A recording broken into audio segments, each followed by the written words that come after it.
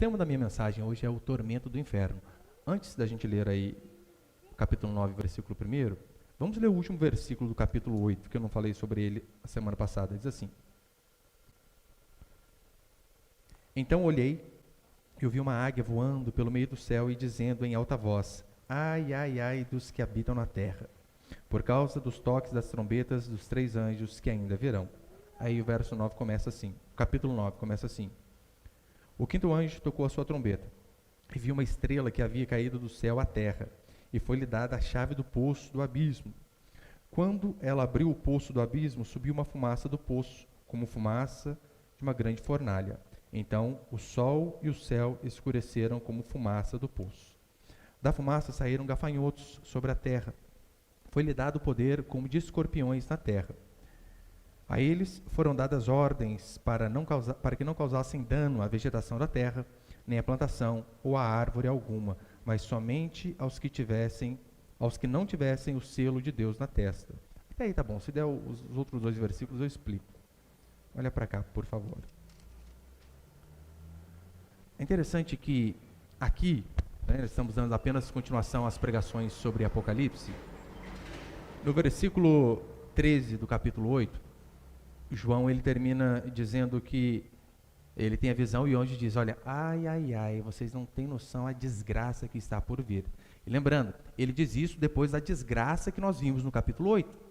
E justamente ali, o que tinha acontecido?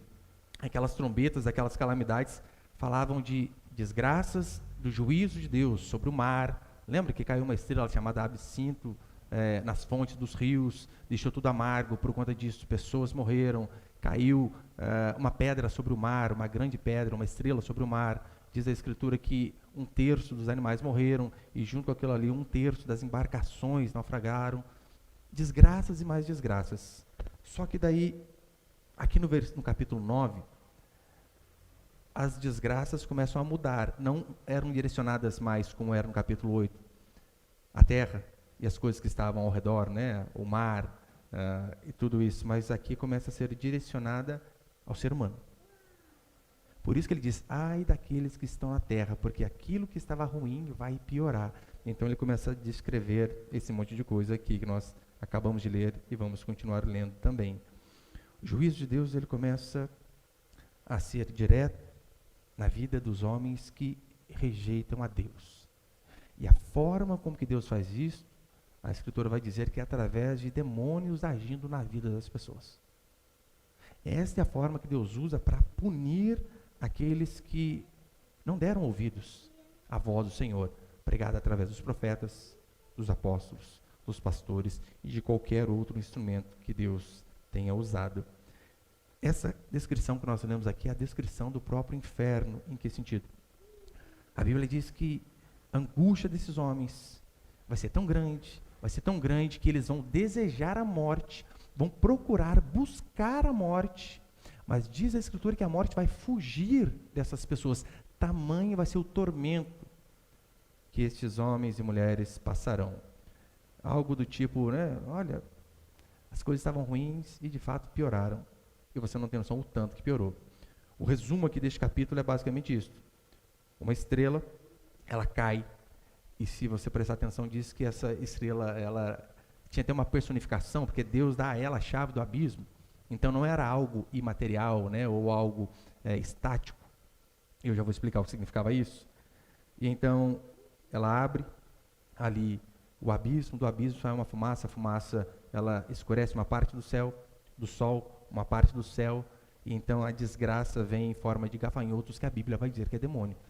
Eu sei que muitas pessoas são extremistas. Em que sentido? Para muitos, tudo é o demônio. Ah, mas o meu filho pegou resfriado. É o demônio, você tinha que orar. Não, às vezes não era, às vezes você deixa o menino sair do banho quente e ficar na frente do ventilador. Não tem nada a ver. Mas nós também não podemos ir para o outro extremo, achar que não há essa influência maligna, porque a Bíblia vai dizer que sim, que existe. Eu sei que tem o extremo daquelas pessoas, como eu disse, que em tudo vem um demônio. Acho que hoje é dia 31, né? Se você está aqui é porque você não morreu dia 30. Lembra aí da profecia do pastor herege lá? Que dia 30 o anjo da morte iria passar iria sacudir a terra, ia matar um monte de gente. Meu irmão, veja, a grande mídia está dizendo que morrem cerca de 3.000 pessoas por dia nesta pandemia. 3.000 pessoas. Daí o cara profetiza que o anjo da morte vai passar onde já estão morrendo 3.000 pessoas por dia. É tipo um time está aos 45 do segundo tempo, dizendo que vai ser campeão e está ganhando de 5-0. A probabilidade de ganhar é enorme. Só que ainda assim o que acontece? Ele errou. Isso que é o pior. Ele errou. E já está se desculpando, né, de um monte de forma aí. Porque essas pessoas elas tentam ver o óbvio e não conseguem. Olha a diferença. A Bíblia fala de um profeta chamado Aías, onde Jeroboão, ele está com o seu filho enfermo. E o que ele faz? Jeroboão não gostava do profeta Aías, porque sabia que o profeta Aías apontava o pecado dele. Então Jeroboão faz assim, olha, minha mulher, chama a esposa dele e diz, vai você ao profeta Aías, porque eu vou lá e ele só fala coisa ruim. Vai você. E então diz a escritura que a mulher de Jeroboão vai disfarçada falar com o profeta Aías. Detalhe, o profeta já era velho e cego. Velho e cego. E a mulher ainda se disfarça. Diz a escritura que na hora que ela abre a porta, o profeta diz assim, mulher de Jeroboão, por que está disfarçada? Meu Deus, cara cego. Para mostrar que homens de Deus cegos conseguem enxergar mais que falsos profetas com os dois olhos abertos. Então nós temos que vir para a Escritura e ver o que a Escritura diz. Eu até escrevi um artigo hoje que dizia isso, que lá em Deuteronômio, que quando alguém falava aquilo que Deus não mandou, Deuteronômio 18 diz assim, aquele profeta que falar em nome de outros deuses morrerá, mas aquele que falar o que o Senhor não mandou dizer, este também vai morrer. Que coisa! Agora você percebeu que tem muitas igrejas que é a coisa mais normal do mundo, eis que te digo, Deus manda te dizer. Meu irmão, eu ouço essa frase até um calafrio na minha coluna. E se não for Deus? Já vieram aqui, né? Uma vez minha irmã estava aqui na pregação, e depois ele dá essas profetadas para mim. Pastor, tive uma visão enquanto o senhor pregava. É mesmo? Fala aí, o que é? Eu vi um rio de água suja passando atrás do Senhor. Só que esse rio ele foi se limpando com o tempo. E depois a água saiu limpa. Eu falei, o que significa isso? Agora você precisa orar e buscar a Deus para que você tenha revelação. Então, mas você vem com a profecia e eu que tenho que orar e jejuar agora? Tá difícil o negócio, hein? E normalmente quando eu ouço isso, eu falo assim, olha, você está dizendo que isso é de Deus? Nós podemos fazer uma oração aqui, que se não foi Deus que falou isso com você, como diz Deuteronômio 18, 20, que aquele que falar o que Deus não mandou dizer deve morrer. Eu posso orar aqui para que se isso não for de Deus, você morra instantaneamente, um infarto bem rapidinho para você não sentir dor, um aneurisma, uma parada respiratória instantânea. Não, onde que elas querem que ore? De jeito nenhum. De jeito nenhum. Mas nós não podemos ficar nesse extremo, dessas pessoas que veem demônio em tudo, mas também não podemos ir para o outro extremo, dos intelectuais de achar que demônio não age, que ele não influencia a vida das pessoas, sendo que a Escritura é clara, sendo que Paulo diz, olha, nós não ignoramos as suas artimanhas, os seus desígnios, então é claro que eles agem. O primeiro princípio é o seguinte, Satanás na terra, olha o verso primeiro, Apocalipse 9:1. O quinto anjo tocou a trombeta, e viu uma estrela que havia caído do céu sobre a terra, e foi-lhe dada a chave do poço, do abismo. No Antigo Testamento, de forma poética, às vezes nós vemos as estrelas ali recebendo personificações. Nós vemos no Antigo Testamento. Aqui, João, ele fala que essa estrela tinha algumas características, não era apenas um corpo celeste, inanimado, mas que ela tinha algumas características, tanto é que ela recebe a chave do abismo. O que se pressupõe ali, né, talvez seja uma mão. O que se pressupõe ali é raciocínio, porque ela abre a porta do abismo. Nada a ver com um objeto inanimado. É daí que muitos intérpretes, de fato, dizem que aqui se tratava de Satanás quando ele caiu na terra.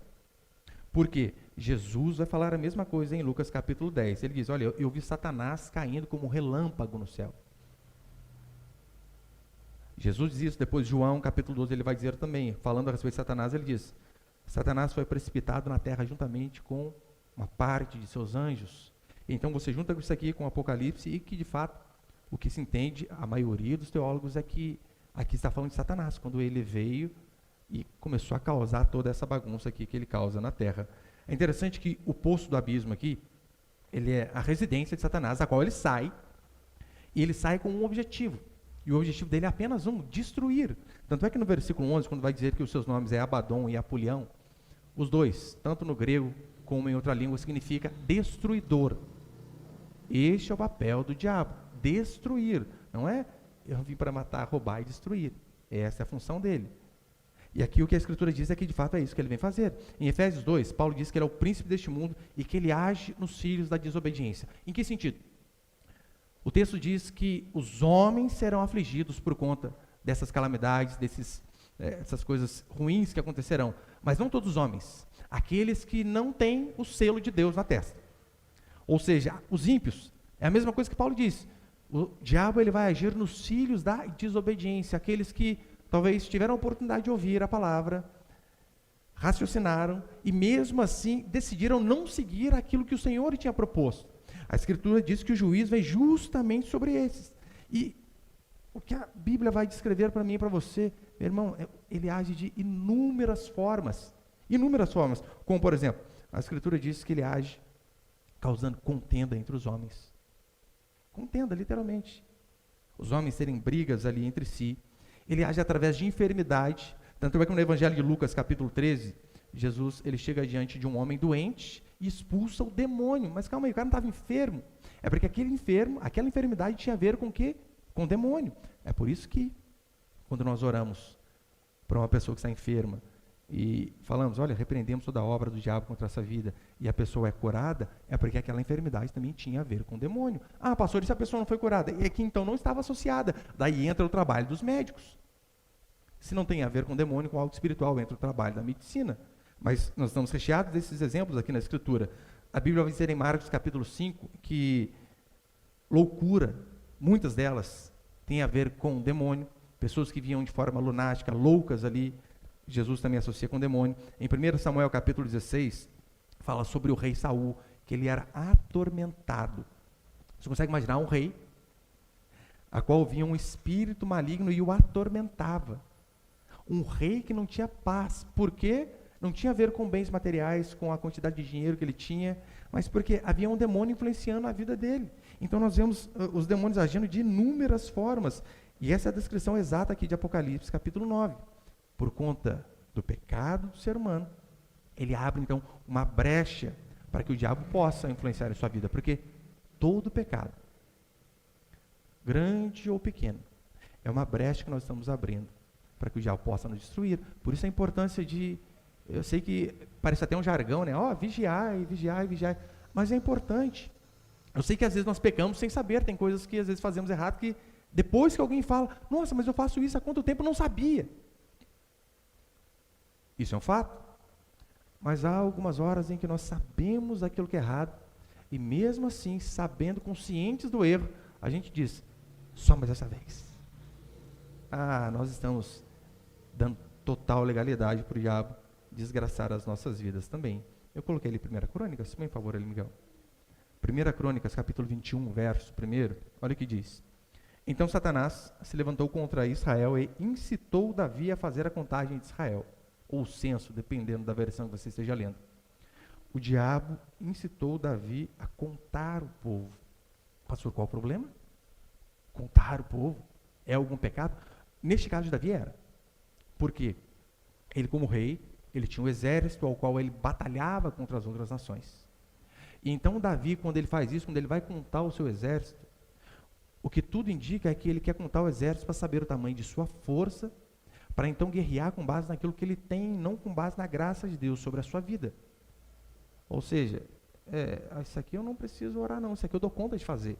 Como eu falei para os irmãos uma vez, meu filho meio, acho que tinha 8 anos, alguma coisa assim, e ele pediu para eu explicar para ele o que era milagre, e eu comecei a dar vários exemplos, e eu disse assim para ele, olha filho, por exemplo, você abrir os olhos toda manhã, isso é um milagre. Ele me disse assim, pai, isso aí eu não preciso de Deus não, isso eu faço sozinho, isso eu dou conta.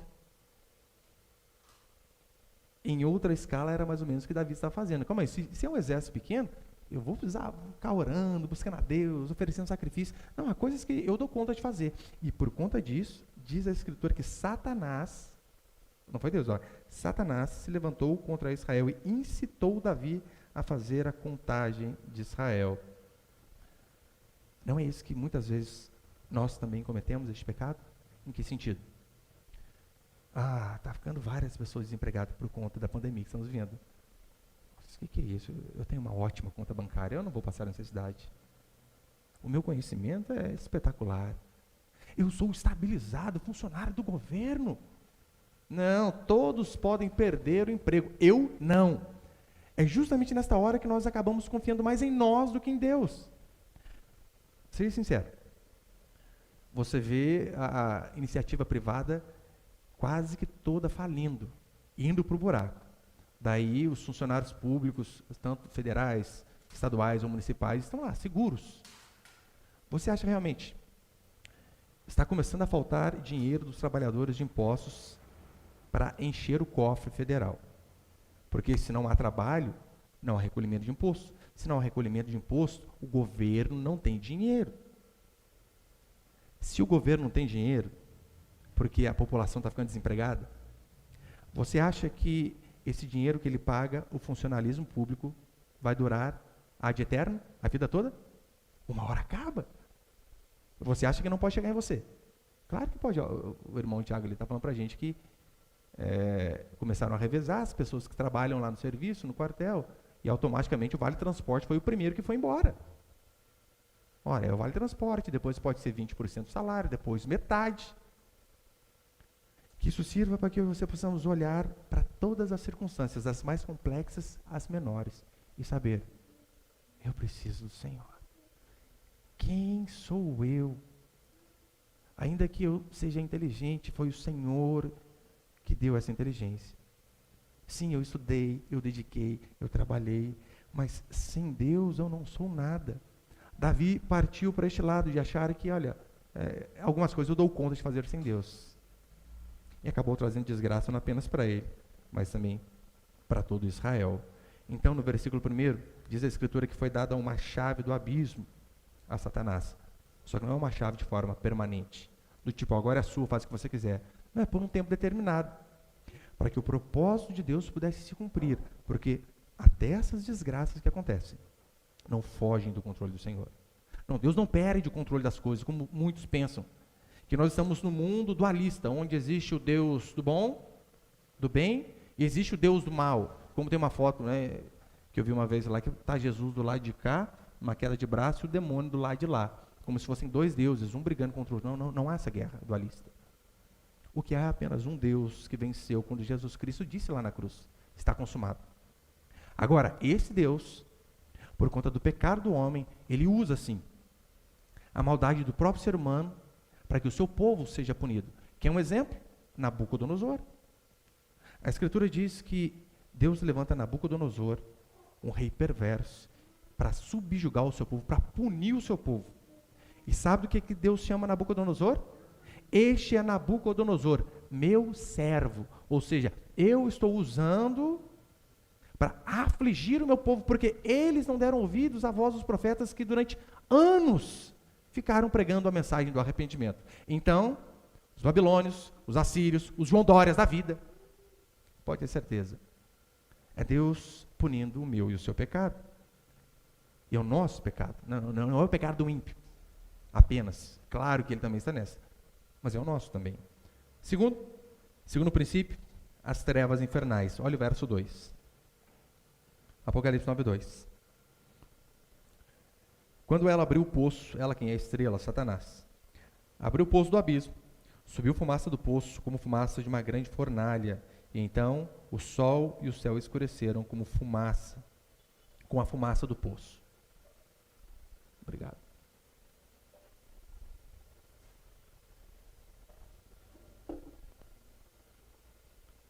O significado de abismo aqui é apenas um. É literalmente prisão. Prisão onde mora Satanás juntamente com seus seguidores, com os anjos caídos. E aqui o que diz a Escritura é que este lugar um dia também vai ser jogado no lago de fogo e de enxofre. para que eles possam sofrer de forma eterna. Só que repare, o verso 2 diz que do abismo sobe uma fumaça que escurece o sol, mas também escurece o céu, para mostrar que a atuação desses demônios na terra vai ser tão grande, tão grande, tão grande, que eles vão ofuscar praticamente tudo. E isto, como eu tenho falado constantemente aqui, Apocalipse fala do período que aconteceu com a igreja primitiva, daquilo que acontece com a igreja ao redor, né, durante todo o tempo que ela está aqui neste mundo, porque a expressão últimos dias, mais uma vez, ela compreende da vinda de Jesus até a volta, ou seja, justamente esse período ao qual nós estamos vivendo. E também fala a respeito das coisas do fim, com certeza. Mas perceba, essas trevas, essa fumaça, ela seria tão espessa, que ela de fato influenciaria toda a terra, a ponto de escurecer um pedaço do sol. Se você duvida, compare isso com a degradação moral a qual a nossa sociedade tem passado. Se você não consegue ver o diabo agindo através dessas coisas, do quão podre o nosso mundo tem se tornado, do quão, não diria nem fútil, se fosse fútil seria menos mal, mas promíscuo, podre, nojento. Olha como tem andado a imoralidade. Eu estou falando só aqui de nós aqui, Brasil. Algumas décadas, não precisa nem ir muito longe. Se você tem mais de 50 anos e tem pai, pergunta para os seus pais. Ou se você tem menos, pergunte aos seus avós. Algumas décadas, era quase que impossível para uma moça não casar virgem. Casar sem ser virgem. Quase impossível. Era um evento absurdo quando a moça ela não era casada e tinha perdido a virgindade. Para casar era a coisa mais rara. Isso eu estou falando década de 60, 70, 80 talvez. Mas coloca aí, 60 e 70. Algumas décadas não se casava não sendo virgem. Hoje em dia, para você achar uma moça de 15 anos que não rodou pelo menos a mão de uns 3, você tem que garimpar muito. Até dentro das igrejas. Até dentro das igrejas. O divórcio, ele sempre foi vergonhoso. Sempre foi. Hoje em dia, o casamento é quase que um contrato de trabalho com tarefa por tempo certo. Onde se expira aquela licença, se assinam as partes, e o outro vem e assina aquela carteira, ou dá uma carimbada na carteira. Uma vez eu vi uma pesquisa que eu fiquei aterrorizado, dizendo que dos casamentos seculares, 25% termina em divórcio. E sabe qual era a porcentagem dentro da igreja? 25%. Exatamente a mesma coisa. Aquilo que o pastor fala no dia do casamento, olha, até que a morte o separe, ele fala, mas as pessoas não cumprem. É apenas de forma figurada, apenas para cumprir um protocolo. Sendo que nós deveríamos dar o exemplo. Não precisa nem ser cristão. Olha os casamentos antigos. Casamentos que, às vezes, a noiva fica sabendo que ela ia casar, não que ela escolheu o noivo, não, porque o pai falou, é com esse aqui. E o casamento ia até o final. Hoje em dia, a gente vê casamento de ricos, como Ronaldo e Cicarelli, que duram 6 meses. Por que será? Vergonhoso. Repare, o quão em trevas imorais está o nosso mundo. Quais são as mulheres que, via de regra, fazem sucesso hoje em nosso país? São aquelas talentosas e recatadas? Ou são aquelas que não têm tanto talento assim, mas totalmente promíscuas? No Brasil não adianta, você pode ser talentosa, se você não mostra a bunda, você não fica famosa. Hoje, antes de vir para cá, eu estava dando uma pesquisadinha só para saber a questão de números. Tem, não sei se você lembra, né? Acho que a maioria lembra. Tem aquela cantora Sandy, uma voz maravilhosa. Canta muito. E lá das antigas, e continua até hoje cantando bem. Casou virgem, não é nem cristã. Casou virgem, está com o marido dela até hoje, tem o filho dela. E uma voz espetacular. Sabe quantos seguidores ela tem no Instagram? 6 milhões e uns quebradinhos. Você pensa, pastor, nossa, mas isso aí é muita coisa. Anitta, aquela mulher que só sabe cantar Vai Malandra, Apesar que a voz dela não é ruim, não é ruim, não é. Se você analisar a sua voz, não é ruim. Mas ela sabe que só com a voz ela jamais faria o sucesso que ela tem fazendo com o corpo. Se Sandy tem 6 milhões, a Anitta tem 52 milhões e meio de seguidores. Por que você acha que tem mais? Porque a voz dela é mais bonita? Claro que não. Que a bunda dela aparece toda vez. Simplesmente por isso. Por que você acha que aplicativos fazem tanto sucesso? Aplicativos como TikTok, eu não sei nem como que chama aquele outro, Kawaii, não sei se é assim que pronuncia. É assim que pronuncia? Por que você acha que aplicativos assim fazem um tremendo sucesso? Ora, porque é só mulher mostrando o corpo. Você não acha quase nada produtivo diante de um aplicativo desse. Você pode até achar, mas o risco é grande, porque é tanta coisa suja no meio do caminho para você tentar garimpar algo bom que é preferível não ter. Aí você olha lá, o Instagram de um pregador bom, um pregador conhecido, o cara rala. Eu não vou falar em um pregador conhecido, porque ele vai ter bastante, né? Coloquei um pregador médio. O cara demora anos para chegar ali em 50 mil, 100 mil seguidores. Daí você olha uma menininha que posta vídeo dia sim, dia não, rebolando, 250 mil. Por quê?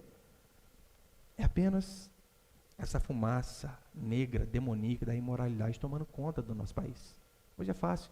Já estou encerrando. Eu lembro de ter visto essa semana um aluno tendo uma aula online. E ele está com o notebook dele ali. E então o professor vai começar a aula. E ele deixa ali o microfone, né? E não sei quem gravando.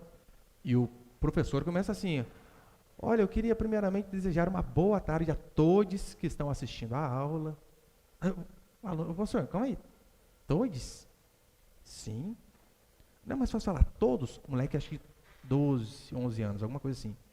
Não é mais fácil o senhor falar bom dia a todos? Porque o todos já engloba a todos. E o moleque ainda falou, não é isso que a língua portuguesa diz, né? Todos. Isso aí não existe, todos. Olha o professor. Se eu falo todos, eu vou estar magoando pessoas que não se identificam com o sexo masculino ou feminino. É por isso que eu falo todes. Porque então essas pessoas cis, elas se incluem aí. Seu sexo biológico para elas, elas não se identificam com aquilo lá. Então, por isso falamos todes. E o menininho respondeu, não, mas se o senhor falar todos, o senhor vai, no caso, magoar elas, né? Agora, o ofendido estou sendo eu. O senhor me chamando de todes. E a maioria das pessoas aqui da nossa sala, o professor tomar um coice de um moleque de 11 anos desse, né? Podia dormir sem essa. Mas esse é o mundo ao qual nós vivemos. Essas fumaças demoníacas da imoralidade, das trevas, estão por todo lado. É o tempo todo eles tentando emplacar essa questão de ideologia de gênero. E os argumentos são os mais controversos possíveis. Olha para você ver, fala isso não é loucura. É por isso que hoje em dia eu tenho discutido menos com o esquerdista, porque eu tenho visto que é perca de tempo. O que eu tento fazer é colocá-los em contradição. É a coisa mais fácil do mundo. Daí você vê eles se respondendo a si mesmos. E o problema seu está resolvido. Eles dizem assim, é que a criança, ela não nasce menino ou menina. Que essa questão de homem e mulher é uma construção social. Se você não ficar dando carrinho para o menino, ele não vai gostar de carrinho. Agora, como a sociedade sempre empurra carrinho e azul para menino, é por isso que ele gosta. Eu posso dar para você várias pesquisas que já fizeram, de fato, deixando a criança sem influência nenhuma. Automaticamente o menininho vai para o martelo, vai chutar a bola, a menina vai ali para a bonequinha. Mas esse é o argumento deles. A criança, ela nasce neutra. O resto, menino, menina, é apenas uma convenção social. Daí você pergunta, e o gay? Não, o gay nasce gay. Como assim?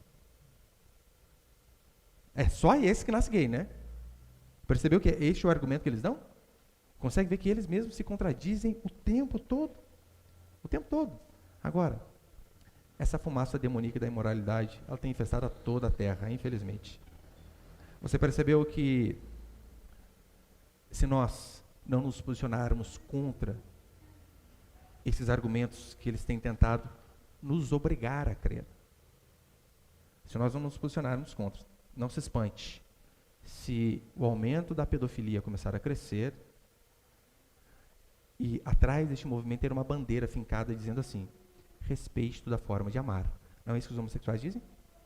Que nós devemos respeitar a diversidade do amor? Então, como? Você vai chegar e vai falar, olha, rapaz, você tem 30 anos, você não pode namorar a menina de 7, o menino, né? Não pode. Eles vão dizer para nós, não, respeite toda forma de amar. Respeite. Não se espante com a juventude mais maldita que nós temos de todas as eras. É essa a qual nós temos. Sabe por quê? Porque os filhos, eles perderam total respeito pelos pais. E a Escritura, ela é incessante em dizer, honra teu pai e tua mãe para que te prolonguem os seus dias. Provérbios, capítulo 2, capítulo 20, verso 20, vai dizer assim, quem amaldiçoa pai ou mãe terá sua lâmpada apagada e ficará nas mais densas trevas. É apenas um eufemismo para dizer, aquele que desonra pai e mãe, pode ter certeza, o Senhor vai prestar contas com ele rapidinho. E para encerrar, põe só o terceiro para terminar. Terceiro princípio, os demônios e o tormento dos ímpios. Olha o verso 3 e 4. Daí, 6 e 7 a gente vê semana que vem. Verso 3 e 4, acompanha comigo. Da fumaça saíram gafanhotos sobre a terra e foi-lhe dados poder como o dos escorpiões da terra. A eles foram dadas ordens para que não causassem dano à vegetação da terra, nem à plantação ou árvore alguma, mas somente aos que não tivessem o selo de Deus na testa. Perceba, agora vem os gafanhotos, com força de picadas como escorpião, e eles não causariam dano nenhum à terra, às plantações, nada, exclusivamente ao ser humano. A oitava praga, lá em Êxodo, diz que era justamente essa daí, a questão dos gafanhotos, que vieram e devoraram tudo. E se os gafanhotos devoraram as plantações, consequentemente, tanto animais como homens ficaram sem alimento, porque o povo ali dependia daquilo.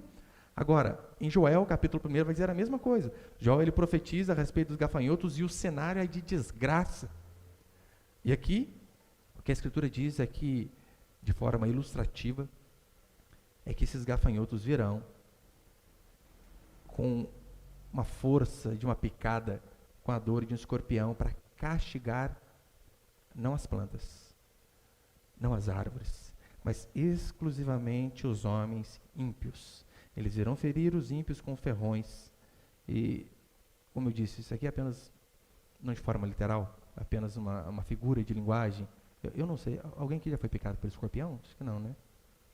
Tem uma prima da minha esposa que foi, ficou ruim, né? Ruim. E já era grande. O médico falou, não, você não vai morrer não. Quase. Mas você vai permanecer. É uma mulher já grande, com um filho. Nossa, terrível. E aqui a analogia é esta. Sofrimento terrível, mas não vai morrer. Mas vai sofrer demais. Irão ferir os ímpios, que eles vão sentir muita dor. Por que isso aqui é apenas uma analogia, apenas uma comparação? Lembra quando a Escritura diz que o céu ele terá ruas de ouro? Você acha mesmo que isso é verdade? É apenas uma forma de Deus, soberano, onipotente, se comunicar conosco, seres humanos. Ele quis mostrar para a gente algo de valor. E o que tem valor para nós? O ouro. O ouro é algo valioso. Então ele usa isso, o ouro, as pedras preciosas, para mostrar. Olha, o céu vai ser assim. Mas é claro que vai ser muito melhor do que isso. É apenas para que eu e você tenhamos um vislumbre do que vai ser. Em relação ao tormento dos ímpios, isso aqui também é apenas para que os homens tenham uma noção do quão desgraçada será a vida deles. O quão desgraçado e o quão dolorido vai ser da moralidade, economia, das finanças, da saúde. O que a Escritura diz é que os demônios arrasarão toda a vida daquele homem e daquela mulher que não deram ouvidos à voz do Senhor, que talvez tiveram oportunidade de ouvir durante tempos, mas mesmo assim rejeitaram. Em João capítulo 13, verso 27, vai dizer que Satanás, ele entra em Judas. Lembra o que acontece? Ele entra em Judas. Judas não se retorce, que muitos pensam isso, né? O demônio entrou no fulano. Assim, em Judas não é isso que acontece. O demônio entra em Judas, o que ele faz? Ele vai vender Jesus Cristo. Barganhar Jesus Cristo por dinheiro. Então, muitos desses pastores aí que você vê vendendo o evangelho, pode ter certeza, estão todos endemoniados. Não precisa engrossar a voz, nem virar a mão, para estar cheio de demônio, de jeito nenhum. Então diz a Escritura que o demônio entra em Judas, e o que ele faz? Ele vai suicidar. Suicidar. E Apocalipse diz que as pessoas sofrerão tanto que elas vão buscar a morte. Só com um detalhe: elas não vão conseguir achá-la. A morte vai fugir delas. Para quê? Para que aquele tormento continue de forma constante. Constante. A morte não será alcançada. Olha, na mitologia grega tem a história de dois irmãos chamados Prometeu e Epineteu. Zeus dá a eles o poder de fazer ali os animais, nomear os poderes. E então esses irmãos começam a dar velocidade aos animais, a sabedoria, a rapidez e essas qualidades. Só que então quando chega na parte dos seres humanos, eles já estão ali, nossa, a gente já gastou tudo que a gente podia gastar, o que a gente vai dar para o homem? Então eles não têm muita coisa para dar para o homem. Então a mitologia vai dizer que Prometeu, ele faz algo que Zeus não queria que ele fizesse. Ele pega um pouco de fogo e leva aos homens, e dá o fogo aos homens para que os homens pudessem dominar o fogo. Zeus fica extremamente furioso com essa atitude de Prometeu. E a forma de Zeus, o supremo deus do Olimpo, punir Prometeu é como? Ele acorrenta Prometeu e faz com que uma águia venha diariamente comer o seu fígado. Come, ele chora, dor e grita. E então quando a águia vai embora, o fígado dele se regenera. No outro dia a águia está ali de novo, trazendo sofrimento, sofrimento, sofrimento. Na história da mitologia grega, depois ele é salvo por Hércules ou por Quirion, dependendo da história que você lê. Mas a Escritura diz que o homem que não se arrepende de seus pecados não vai ter ninguém para salvar. A oportunidade que ele tem de se arrepender é hoje. É olhar para si, olhar para os seus pecados, para os seus erros e dizer: oh Deus, perdoa. Eu farei de tudo para ser diferente a partir de hoje. Porque tem coisas, meu irmão e minha irmã, que você não precisa de um tempo, de uma semana, de um mês para mudar. Tem coisas que você precisa mudar de forma instantânea. Eu sei que há alguns hábitos, que demora. Linguajar, por exemplo. Eu fui a vida inteira coroinha da Basílica lá, criado no catolicismo. Para tirar o Nossa Senhora demorou, viu? Demorou muito. Nossa Senhora Aparecida. Demorou. É necessário você criar o hábito de trocar. Mas há alguns pecados que você não precisa de ter. Eu estou vivendo com uma pessoa, morando junto, tendo relações sem estar casado. Não, você não precisa de tempo. Você precisa de uma decisão. Não farei mais. Ou caso separe. Drogas. Meu problema é o vício. Toda vez que eu passo lá, eu caio. É passar em outro caminho. O meu problema é a imoralidade, a internet é horrível. Cancele os planos do celular. Mas o que precisa é atitude. Porque, para encerrar, põe Daniel ali. Pode pôr Daniel e Lucas, pode pôr os dois. Daniel capítulo 12 diz assim: muitos dos que dormem no pó da terra ressuscitarão, uns para a vida eterna e outros para vergonha e desprezo eterno. Lucas capítulo 16: e clamando disse, aqui é a história de Lázaro e Abraão. Pai Abraão, lembra o rico? O rico teve todos os seus bens na terra, em compensação depois estava lascado. E clamando disse: pai Abraão, tem misericórdia de mim e envia-me Lázaro, para que molhe na água a ponta do dedo e me refresque a língua. Olha a cena de desespero. Pai Abraão, eu não quero um copo d'água não. Fala para Lázaro lá, apenas molhar o dedinho na água e molhar a ponta dela. Não quero nem um gole, a ponta da língua. Ótimo. E me refresque, pois estou atormentado nessas chamas. Assim diz a Escritura, que serão os homens e mulheres que não se curvam diante da majestade do Senhor. Assim será o destino eterno, não vai ser temporário, eternamente, daqueles que não se curvam diante da mão do Senhor. Se esse é o seu caso, meu irmão, minha irmã, só resta para você uma saída: arrependimento e mudança. Mas se não é o seu caso, talvez seja o caso de alguém que é importante para você, de algum familiar, de algum amigo, de algum vizinho. Você precisa, mais rápido possível, levar essa mensagem a eles e convidá-los para vir ouvir o Evangelho Porque essa é a única forma da graça de Deus alcançar a mim e a você, através do Evangelho e da graça do nosso Senhor Jesus Cristo.